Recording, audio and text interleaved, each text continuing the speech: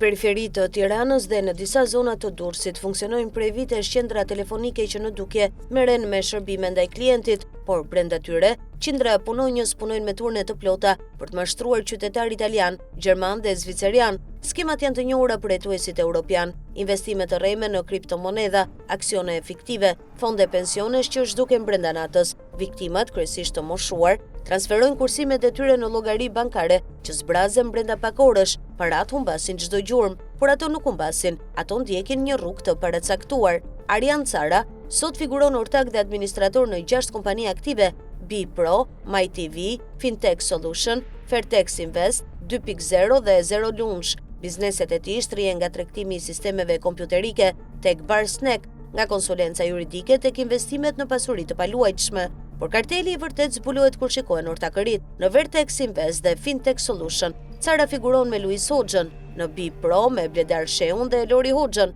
në MyTV me Doklea Ademin. Pjesë e skemës është edhe vëllai i Belind Kolliçit, Reshard Kolliçi, gjithashtu edhe ish drejtoresha e kabinetit të Lulzim Bashës, Greta Deliani. Është një rrjet i ndërthurur kompanish, ku emrat e njëjtë përsëriten pa pushim, një strukturë e krijuar për të mjegulluar gjurmët, për të kaluar para nga një subjekt tek tjetri, për ta bërë të pamundur gjurmimin. Sipas burimeve nga krimi ekonomik, paratë e mashtruara në call centera ndjekin pikërisht këtë rrugë. Ato futen në llogaritë e kompanive të Carës dhe Hoxhës, pastaj qarkullojnë në kompani Guack në Londër. Atje humbasin çdo lidhje me origjinën, pastaj kthehen në Shqipëri, të gatshme për të investuar në prona, lokale dhe shërbime portuale, pikërisht ato që administron sot Arjan Cara. Një lidhje e dokumentuar zyrtarisht mes Arjan Carës dhe Elvis Doçit është kompania Cara NA SHPK, më 13 korrik 2006. Arjan Cara themeloi shoqërinë e tij të parë Cara NA SHPK me kapital 100.000 lekë dhe seli në fshatin Romanat të Durrësit. Objekti i saj ishte tepër i gjerë, nga prodhimi i materialeve të ndërtimit tek ndërtimet urbane,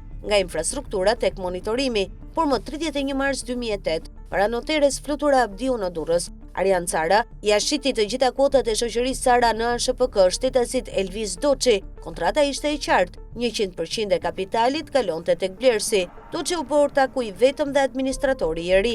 Në atë kohë Elvis Doçi nuk ishte i njohur për publikun. Sot ai është në krye të listave të personave në kërkim të SPAK. Operacioni Ura e cilëson atë si një nga drejtuesit kryesor të trafikut ndërkombëtar të kokainës. Rrjeti i tij siguronte lëndë nga Amerika e Jugut dhe shpërndante në Itali dhe Gjermani. Në banesën e tij, policia sekuestroi 3 milion euro kesh, por një fakt i ri, i siguruar nga burime jo zyrtare pranë grupeve të krimit ekonomik, hedh dritë mbi një tjetër dimension të kësaj historie. Sipas këtyre burimeve, i gjithë aktiviteti i call centerave mashtrues të grupit Cara Hoxha ka gëzuar prej vitesh mbrojtje policore, dhe kjo mbrojtje është garantuar nga Elvis Doçi, edhe pse në kërkim. Edhe pse i akuzuar për trafik ndërkombëtar droge, Doçi vijon të ketë kontaktet e tij brenda strukturave të rendit. Këto kontakte, sipas burimeve, janë përdorur për të garantuar që asnjëherë policia të mos ndërhyjë në call centerat e Carës dhe Hoxhës, asnjëherë të mos mbyllen, asnjëherë të mos hetohen. Burimet tregojnë se në disa raste kur ka pasur sinjalizime nga autoritetet evropiane për numra telefonik që përdoreshin për mashtrim, këto sinjalizime janë shuar para se të arrinin të konkretizoheshin në kontroll dhe call centerat vazhduan punën. Sot Arjan Cara menaxhon 6 kompani. Luis dhe Lorin Hoxha janë ortak në disa prej tyre. Call centerat vazhdojnë punën, paratë qarkullojnë nga Tirana në Londër dhe kthehen të pastra. Në 2008 kompania Cara NA kaloi në duart e Elvis Doçit. Sot ajo lidhje nuk është më e dukshme, por sipas burimeve, Doçi vijon të jetë prezent, jo si drejtuesi i rrjetit, por si garant i mbrojtjes së tij. Burimet tregojnë më shumë. Elvis Doçi, i njohur si Visi i Pojës, ka prej vitesh marrëdhënie të konsoliduar me strukturat e Partisë Demokratike në Durrës. Madje sipas burimeve, ai ofron mbështetje për aktivitetin e call centerave ilegal që mbajnë gjallë financimin e këtyre strukturave. Sali Berisha del çdo ditë në televizion dhe sulmon Visin e Pojës, e quan trafikant, kriminal, armik të vendit, por në Durrës, njerëzit e tij bashkëpunojnë me të njëjtin njeri për të mbajtur gjallë makinerinë elektorale. Më 3 mars 2026, kryeministri Edi Rama nëpërmjet drejtoreshës së Korporatës së Investimeve Elira Kokona ka mbyllur fazën e parë të pazarit për ndërtimin e kullës në Lulishten pranë Pallatit të Kongreseve në Tiranë, nëpërmjet një procedure me 13 kompani ndërtimi pjesëmarrëse për projektin multifunksional tek Pallati i Kongreseve.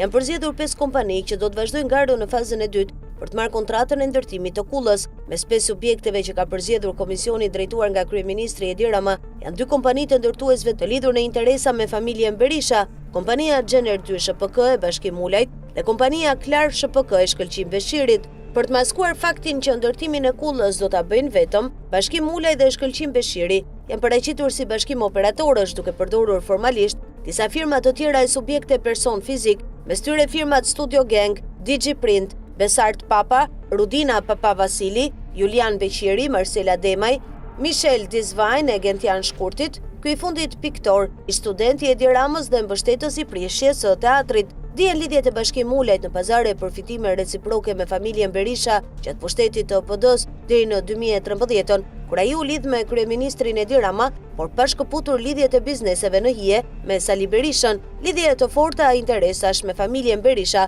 ka edhe ndërtuesi Shkëlqim Beshiri, i skeduar si pastruesi parave të Shkëlqem Berishës, nga që nëpërmjet pazareve Berisha Rama, ai po vazhdon të martroje toka e leje ndërtimi kullash. Sipas raporteve të agjensive ligjzbatuese, firma Lim M SHPK ka pronar në letra Shkëlqim Beshirin, por është biznesi i Shkëlqem Berishës, nëpërmjet së cilës gjatë pushtetit të PS ka marrë 22 leje ndërtimi nga Bashkia Tiranë dhe 22 leje ndërtimi nga Bashkitë Vlorë, Himar dhe Sarand. Nëpërmjet lidhjeve të Sali Berishës, Shkëlqim Beshiri si prestanome i Shkëlzenit ka marrë nga Edi Rama leje ndërtimi për 3 hotele në Himar dhe lejen investitor strategjik për kompleks vilash e pallatesh me sipërfaqe toke 119 hektar tokë shtetërore në Lalz, 28 hektar nga të cilat janë pyll me pisha Buzdetit. Më 17 nëntor 2025 mori lejen për ndërtimin e një kulle për banim, një si tregtare hoteleri me 65 kate mbi tokë e 6 kate nën tokë në bulevardin e ri të Tiranës, për investimin e së cilës ka deklaruar purimin e financimit. Prapa logos së firmës Klar SHPK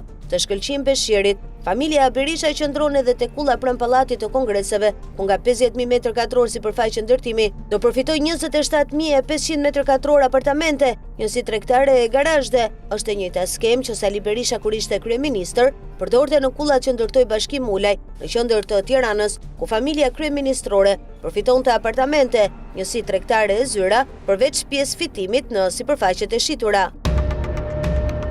Disa denoncime kanë ardhur në redaksinë e pamfletit për një biznesmen nëpërmet. Emri që përmendet është Leonida Komino. Banor të zonës së Bënjës tregojnë se ai po u kërkon t'u marrë tokat me qera, duke ju thënë se do t'i kthejë në parking. Çmimet që ofron, thon ata, janë qesharake. Argumenti që përdor me ta është i thjeshtë. Ma jepni mua se vetëm unë kam lejen për parking. Ju s'mund ta bëni dot. Pyetja që mbetet pezull është: pse vetëm ai mund ta ketë lejen për shfrytëzim parkimi, sidomos kur bëhet fjalë për një fluks të madh makinash që vizitojnë Bënjën. Burime nga zona tregojnë se xhirot ditore e parkingjeve atje shkon rreth 3-4 milion lekë të vjetra në ditë gjatë sezonit. Ky është presioni që i përkëdhelur i Mirela Kumbareos po u bën pronarëve të tokave në Bënjë. U thotë se nuk mund sigurojnë leje, sa ai e ka ekskluzivitetin dhe se më mirë ja japin tokën beun të përmetit se sa ta mbajnë pa e shfrytzuar, ndërsa paratë e mëdha do t'i mbledh ai. Kush është Leonida Komino? Para se të kërkonte tokat e banorëve, Leonida Komino kishte marrë tashmë ato të bashkisë. Brenda një viti në 2018 dhe 2019 ai firmosi 3 kontrata qiraje me Bashkim Përmet. Më 3 gusht 2018 mori tokë publike me qira për 99 vjet, po atë ditë mori edhe një tjetër për 35 vjet. Një vit më vonë, më 16 korrik 2019, kompania e tij House Investments 8 siguroi një kontratë tjetër 20 vjet për hoteleri dhe turizëm, 3 kontrata me të njëjtin institucion publik brenda 12 muajsh. Afate që njihen rrallë në praktikat administrative shqiptare. House Investments 8 SHPK u ngrit 3 muaj para kontratës së fundit në prill 2019. Kapitali i saj është 100.000 lekë. Objekti i saj përfshin ndërtime hotele, agroturizëm, energji diellore, pemishte dhe vreshta. Ortaki i tij është Besnik Hamja. Administrator është Zihni Mançellari, i cili mban edhe licencën e ndërtimit të firmës. Por tokat e bashkisë janë vetëm një pjesë e pasurisë që Komino administron. Ai është prej 16 vjetësh administrator i Record Albania, fabrikës së këpucëve në Gjirokastër. Kjo kompani ka një kapital prej 14.5 milion eurosh. Aksioner të saj janë grekët Ioannis Makris me 62.44%, Nifansa me 22.36% dhe Shteti Shqiptar me 15.2%. Në bordin mbikëqyrës të kompanisë ulet Nertila Komino, lidhje familjare. Pikërisht këtu nis një konflikt interesi i hapur. Leonida Komino administron Record Albania. Unifansa është aksionere me 22.36%. Në të njëjtën kohë ai zotron Unifan Albania, e cila është distributorja ekskluzive e produkteve Unifan në Shqipëri. Pra ai blen nga aksioneri i kompanisë që administron dhe shet produktet e tyre në tregun shqiptar. Unifan Albania është një biznes 19 vjeçar që tregton tenda dielli dhe rrjedhza mbrojtëse dhe figuron në portalin Spending Data Albania si përfituese e fondeve publike. Tani i njëjti person synon të marrë në dorë edhe zonën e Bënjës. Në dhjetor 2024, Fondi Shqiptar i Zhvillimit lajmëroi një tender të ri për zonën e mbrojtur ujëra termale Bënj. Vlera e tij është 2 milion euro. Objekti përfshin ndërtimin e bareve, restoranteve dhe strukturave mbi lumin Langarica, brenda një zone që ligji e mbron. Në dokumente thuhet se do të ndërtohet një restorant mbi lum në një platformë që del mbi ujë. Ky investim publik pritet të japë rrugë privatizimit të fshehtë të zonës. Paratë e taksapaguesve do të ndërtojnë infrastrukturën dhe më pas, ashtu siç ndodh me tokat e banorëve, një privat me lidhje do të marrë në dorë shfrytëzimin. Banorët e përmetit e kanë të qartë se kush është ai privat. Leonida Komino, njeriu që po u merr tashmë toka duke u thënë se vetëm unë e kam parkingun. Ajo që e bën Leonida Kominon të paprekshëm është lidhja e tij me Mirela Kumbaron, ish ministren e turizmit dhe mjedisit. Nëpërmjet ai njeh hapur si i përkëdhej luri i saj. Pikërisht kjo lidhje shpjegon pse ai ndihet i lirë të marrë tokën banorëve, pse siguron kontrata 99 vjeçare me bashkinë dhe pse pritet marrë në dorë edhe Bënjën. Banorët e Bënjës që po u kërkon t'u marrë tokat nuk kanë ku t'i drejtohen. Atyre u thotë se nuk mund të marrin leje se ai e ka ekskluzivitetin. E njëjta gjë do të ndodhte edhe me zonën e mbrojtur. Banorët do të mbeten jashtë, ndërsa parat publike do të shërbejnë për t'i ndërtuar biznesin një njeriu të vetëm. Në vijim, kontratat 99 vjeçare që Leonida Komino mori nga bashkia përmet dhe si i siguroi ato pa procedura konkurruese. Konfliktin e interesit midis Rekor Albania, ku ai është administrator prej 16 vitesh, dhe Nifan Albania, kompanisë së tij personale që përfiton nga aksionerët grek. 2 milion euro të Fondit Shqiptar të Zhvillimit për ndërtimin e bareve dhe restoranteve në zonën e mbrojtur të Bënjës, që pritet i hapin rrugë privatizimit. Lidhja e tij me Mirela Kumbaron që e mbron dhe i siguron favorizimet. Edi Rama duket se e ka ndarë mendjen për ta emëruar zyrtarisht Xhambazin Simon Sereci drejtor të Gardës së Republikës. Pas largimit të Ermal Onuzit, ministrja e Brendshme në largim Albana Koçiu emëroi drejtor të përkohshëm Simon Zerecin dhe hapi më pas garën për drejtuesin e ri në zbatim të nenit 17 të ligjit për Gardën e Republikës. Me 29 janar të këtij viti, Komisioni i Ministrisë Brendshme intervistoi 8 kandidatët për drejtor të Gardës, ndërkohë që para intervistimit u ishte verifikuar figura dhe aftësitë profesionale. Më 4 shkurt, Koçiu u dërgoi kandidatëve këtë njoftim elektronik. Ju informojmë se pas përfundimit të fazave të parashikuara të verifikimit e vlerësimit të kandidaturave për postin e drejtorit Gardës, procedura nuk është finalizuar me fitues. Por arsyeja e anullimit të këtij procesi ishte sepse i besuari i ministres Simon Zereci nuk arriti të përzgjidhej drejtor pasi nuk plotësonte kushtet. Ministria nuk e rihapi garën dhe la të komanduar Zerecin. Ndërkohë është bërë një tjetër manovër për ta emëruar drejtor Garde në mënyrë klandestine. Në kuvend ka shkuar një projekt ligj për të ndryshuar ligji nr. 33/2021 për Gardën e Republikës së Shqipërisë. Për të qenë më saktë, drafti është propozuar nga deputetja Antoneta Dhima dhe qëllimi kryesor i tij është ndryshimi i kritereve për drejtorin e përgjithshëm të Gardës së Republikës. Ligji është shqepur në mënyrë të tillë që Simon Zereci të bëhet drejtor thjesht me një firmë. Për të qenë më saktë, në ligjin e ri propozohet të ndryshohet paragrafi 1 si vijon. Drejtori i përgjithshëm i Gardës së Republikës emërohet nga kryeministri me propozim të ministrit dhe i jep grada drejtues madhor. Ai përzgjidhet nga radhët e punonjësve të Gardës që mbajnë gradën drejtues i parë, drejtues i lartë. Ndërkohë, në ligjin aktual, në këtë paragraf thuhet: drejtori i përgjithshëm i Gardës së Republikës emërohet nga kryeministri me propozim të ministrit dhe jepet grada drejtues madhor. Ministri propozon kryeministrit kandidatin për drejtor të përgjithshëm të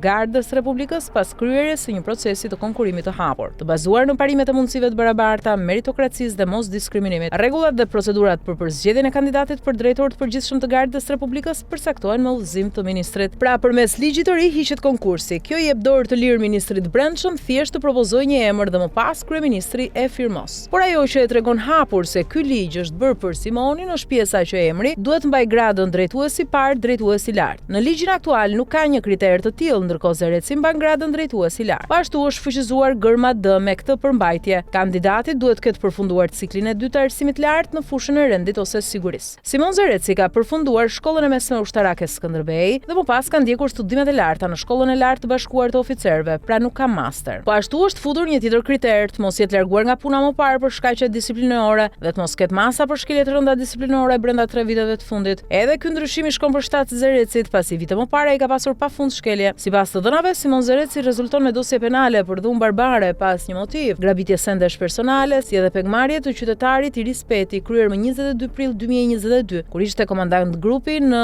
njësinë speciale. Është përjashtuar nga strukturat e Gardës për lidhje me aktivitetet kriminale, por me dokumente false u rikthyer në Gardë më 2013 në dosjen e Simon Zerecit gjatë shërbimit në Gardë. Janë skeduar 8 raste dhune fizike, ndërsa në AMP ka një dosje me abuzime të tjera gjatë detyrës së jashtësaj. Por pse bëhet e gjithë kjo? Kjo bëhet sepse ai ka lidhje krushie me familjen e kryeministrit Edi Rama. Konkretisht, motra e kryegardistit Simon Zereci është martuar me djalin e Spiro Kolekës dhe duket se tani po bëhet një ligj i posaçëm që ai të emërohet drejtori i përgjithshëm i Gardës së Republikës. Ndonse e mban veten si lider global dhe nuk lë rast pa bërë protagonistin përballë udhëheqësve të tjerë ndërkombëtar, kur vjen puna te hallet e popullit, Edi Rama nuk e vëret shumë mendjen. Afro 3000 shqiptar janë bllokuar në lindjen e mesme për shkak të luftës dhe Shqipëria është i vetmi shtet në rajon që ngre supet. Mali i Zi ka disa ditë që ka kryer fluturime emergjente në Egjipt dhe shtetet e tjera të lindjes së mesme për të evakuuar stafet e ambasadave dhe qytetarët që u kapën në befasi atje. Greqia ka kryer dje një operacion riaddësimi në Oman, teksa ka njoftuar se një fluturim special do të bëhet nga Dubai në orën 21:30 në koordinim me Ministrinë e Punëve të Jashtme. Një fluturim i ri riaddësimi përsëri nga Omani do të zhvillohet nesër me kapacitet më pak të kufizuar. Në të njëjtën kohë, një aeroplan C-130 ka shkuar në Abu Dhabi për të riaddësuar 90 grek. Gjithashtu një aeroplan i Air Arabia nga Sharjah në Emiratet e Bashkuara Arabe mbërriti së fundmi në aeroportin Eleftherios Venizelos me disa grek. E njëjta gjë ka ndodhur me Kroacinë. Duke folur për përpjekjet e evakuimit deri më tani, kryeministri Plenković theksoi se shumica e qytetarëve kroat tashmë janë larguar nga zonat e prekura nga kriza. Të gjithë qytetarët kroat që dëshironin të largoheshin nga Irani, Izraeli dhe Jordania tani janë evakuar plotësisht. Ai shtoi se një numër qytetarësh ishin evakuar gjithashtu nga Omani. Dje ministri i Punëve të Jashtme të Serbisë Marko Đurić tha se Serbia ishte e para që filloi fluturimet e evakuimit nga vendet e prekura nga konflikti midis SBA-ve dhe Izraelit me Iranin, me qëllim evakuimin e qytetarëve të saj nga ato territore si edhe qytetarëve të vendeve në rajon. Shkupi njoftoi se deri më tani 632 qytetarë maqedonas kanë kërkuar evakuim. Disa do të kthehen me fluturime charter, disa me aeroplan qeveritar. Ndërkohë nga qeveria shqiptare nuk ka asnjë lëvizje. Sipas Ministrisë së Jashtme, në Emirate aktualisht ndodhen afro 3000 shqiptar, 1500 rezident, shumica në Dubai, ndërkohë afro 1500 të tjerë ndodhen atje për qëllime turistike, 500 nga të cilët janë vetë deklaruar në ambasadë që ndodhen në Emiratet e Bashkuara Arabe. Mes personave të bllokuar atje ka edhe zyrtar të shtetit. Sot u bë me dije se gjykatësia e posaçme Ongjëllushe Tahiri është bllokuar në Dubai. Ka 5 ditë që nuk zhvillohet asnjë nga gjyqet e saj në gjykatën e posaçme. Sipas burimeve atje kanë ngecur edhe drejtorë zyrtar të tjerë të shtetit, por deri më tani qeveria shqiptare nuk ka bërë asnjë lëvizje për riaddësimin e personave të bllokuar. Edi Rama merret me promovimin e librave dhe nuk ka hallin e shqiptarëve të bllokuar atje. Kryebashkiaku i Bashkisë së Gjirokastrës Flamur Golemi u mor ditët e fundit në pyetje nga prokuroria e posaçme kundër korrupsionit dhe krimit të organizuar, ku qëndroi për rreth 3 orë duke dhënë shpjegime. Zyrtarisht ai u paraqit përpara organit të akuzës në cilësinë e personit në dieni. Megjithatë, burimet pranë hetimit tregojnë se çështja që po hetohet nuk ka të bëjë me ndonjë formalitet procedural, por me një skem të mirëfillt korrupsioni, që ka në qendër të saj kompaninë e baxhenakut të tij Adrian Çela. Sipas të dhënave të siguruara nga pamfleti, objekti i hetimit të Spakut është kompania Anel & Co SHPK, e cila prej vitesh rezulton të ketë siguruar kontrata publike me vlerë miliona euro në qarkun e Gjirokastrës, gjithmonë në ombrellën e pushtetit vendor të drejtuar nga kryebashkiaku Flamur Golemi dhe gjithmonë në favor të baxhenakut të tij Adrian Çela, i cili sot rezulton pronari vetëm i kësaj kompanie. Më 3 janar të vitit 2018, një individ me emrin Alexander Rogo themeloi kompaninë Anel & Co SHPK, duke e pajisur atë me një kapital fillestar prej 1.8 milion lekësh të vjetra. Shumë kjo e barabartë me rreth 18.000 euro në kursin e kohës. Megjithatë, themeluesi Alexander Rogo nuk qëndroi gjatë në krye të kompanisë që sapo kishte ngritur, pasi më 21 shkurt të njëjtit vit, pra vetëm 49 ditë pas themelimit, ai vendosi të emërojë administrator Arben Çelën, duke i lënë atij të gjitha kompetencat e drejtimit të kompanisë, ndërsa pronësia mbeti ende zyrtarisht në emër të tij. Emri Arben Çelës nuk është as pak i rastit në këtë histori. Arben Çela është vëllai Adrian Çelës. Dhe Adrian Çela, siç e di shumë mirë gjithë Gjirokastra, është baxhenaku i kryebashkiakut Flamur Golemi. Kjo do të thotë se në muajin shkurt të vitit 2018, pra plot një vit e gjysmë përpara se Flamur Golemi të merrte zyrtarisht pushtetin në Bashkinë e Gjirokastrës, kompania që do të përfitonte miliona euro nga tenderat publik, tashmë drejtohej në një mënyrë operative nga vëllai i baxhenakut të kryebashkiakut të ardhshëm.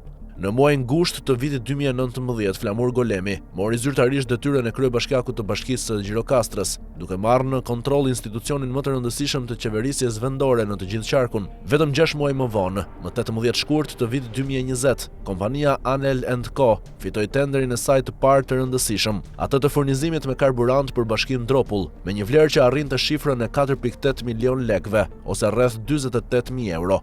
Në muajin prill të vitit 2021, KLSH publikoi një raport auditimi për Bashkinë Këlqyr, ku konstatonte se kompania Anel & Co ushtronte aktivitetin e tregtimit të karburantit në territorin e kësaj bashkie, pa disponuar licencë të nevojshme për këtë qëllim, duke i shkaktuar buxhetit të bashkisë një detyrim të prapambetur prej 1.1 milion lekësh, ose rreth 11.000 euro. Megjithatë, ky konstatim i institucionit më të lartë të auditimit në vend nuk shkoi as pak me ecurinë e mëtejshme të kompanisë, e cila vijoi të merrte kontrata për bashkitë e qarkut pas një pengesë.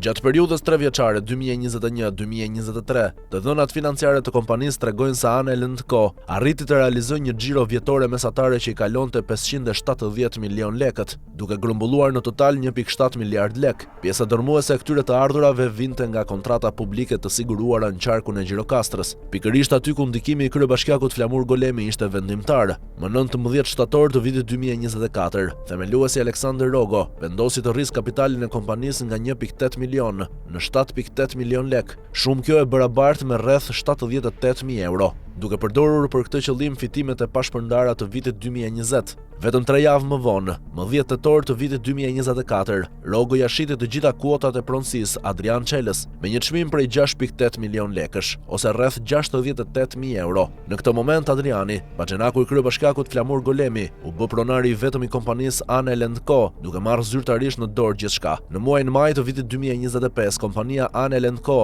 fitoi tenderin e Bashkisë Dropull për furnizimin me karburant me një vlerë prej 8.4 milion lekësh, ose rreth 84.000 euro, duke qenë në këtë procedurë ofruesi i vetëm. Në të njëjtën periudhë kompania siguroi edhe tenderin e Bashkisë Libohov me vlerë 2.7 milion lek, 27.000 euro. Përsëri i vetmi operator ekonomik i paraqitur në garë. Por kulmi i kësaj historie ndodhi në muajin gusht të vitit 2025, kur Bashkia e Gjirokastrës, e drejtuar nga Flamur Golemi, hapi procedurën e tenderit për furnizimin me karburant. Në këtë tender u paraqitën dy ofertues, kompania Ana L&Co e baxhenakut Adrian Çela dhe kompania Flady Petroleum. Oferta e kompanisë së baxhenakut ishte 16.9 milion lek. Shumë kjo e barabartë me rreth 169.000 euro, ndërsa oferta e konkurrentit ishte 17.4 milion lek, ose rreth 174.000 euro. Kompania Flady Petroleum u skualifikua nga procedura e tenderit. Arsyeja zyrtare e skualifikimit ishte mungesa e një certifikate marke të lëshuar nga Ministria e Financave dhe Ekonomisë. Një dokument ky që në çdo rast normal mund të plotësohet brenda pak ditësh.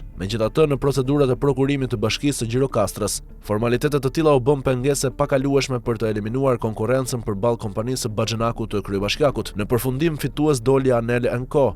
Bilanci përfundimtar, 1.6 milion euro për baxhenakun, sipas llogaritjeve të bëra nga pamfleti, duke u bazuar në të dhënat zyrtare të prokurimeve publike. Totali i kontratave të fituara nga kompania Ana L&Co në qarkun e Gjirokastrës, që nga momenti i ardhjes së Flamur Golemit në pushtet në gusht të vitit 2019 deri më sot, arrin shifrën e 126.4 milion lekëve. Shumë kjo e barabartë me rreth 1.6 milion euro. Nga kjo vlerë totale, rreth 730.000 euro janë siguruar nga 14 kontrata ku kompania ka qenë operatori vetëm, ndërsa rreth 870.000 euro të tjera janë siguruar nga 3 kontrata madhore në bashkëpunim me grupin Gega. Pas daljes nga ambientet e prokurorisë së posaçme, kryebashkiaku Flamur Golemi u deklarua para mediave se ishte thirrur për të dhënë shpjegime në cilësinë e personit në dieni për një çështje që lidhet me një institucion të Bashkisë së Gjirokastrës. Megjithatë, në qytet prej kohësh qarkullon e njëjta pyetje: a mund të jetë kryebashkiaku thjesht në dieni për faktin se kompania e baxhenakut të tij ka përfituar 1.6 milion euro nga tenderat e bashkive të qarkut, apo diçka më shumë e lidh atë me këtë skemë? Në Gjirokastër të gjithë janë prej kohësh në dieni se paratë e bashkisë kanë marrë të njëjtën rrugë